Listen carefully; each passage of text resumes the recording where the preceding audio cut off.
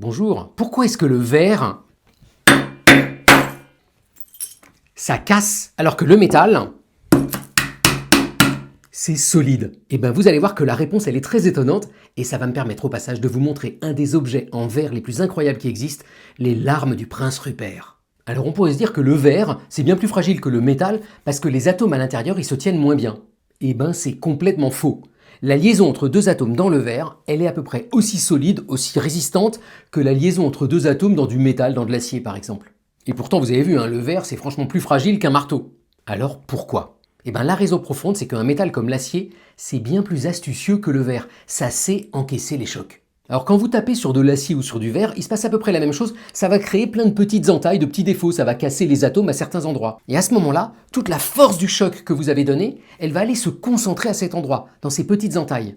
Et c'est là, à ce moment-là, que tout va se jouer. En gros, l'énergie du choc, elle va essayer de se répandre un petit peu comme une fermeture éclair qui s'ouvre, en cassant les atomes petit à petit. Et dans le métal comme l'acier, les atomes vont encaisser cette énergie de façon hyper astucieuse, comme ça, regardez. Vous voyez ici que les atomes arrivent à bouger par rangées les uns à côté des autres. On appelle ça des dislocations.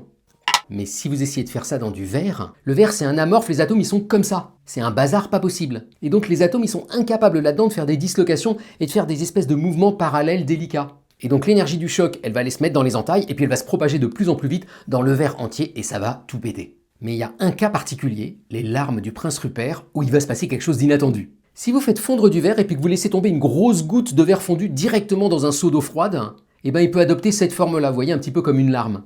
Et si vous essayez de casser la larme du gros côté, regardez, c'est incroyablement solide. Et pourtant, il suffit que vous la touchiez à peine du côté pointu, regardez, et ça casse instantanément. Eh bien, il y a des chercheurs tout récemment qui ont réussi à le mesurer et à comprendre ce qui se passe. Pour ça, ils ont mesuré les contraintes dans le verre. Regardez, ça a 7 têtes. Vous voyez les espèces de lignes colorées, ça vous dit dans quel sens la contrainte va se propager quand vous tapez. Et donc ce qu'on voit très clairement, c'est que si on tape du gros côté, eh ben les contraintes elles vont longer la surface de la larme et aller s'évacuer délicatement. Par contre, si on fait quoi que ce soit du côté de la pointe, là ça va aller tout droit et s'engouffrer comme une autoroute dans la larme entière et tout faire péter. Ils ont réussi à mesurer que dans cette larme, l'entaille se déplace à, tenez-vous bien, près de 7000 km par heure. Et alors s'il y en a parmi vous qui me disent « Oh, ça sert vraiment à rien de regarder les larmes du prince Rupert », détrompez-vous.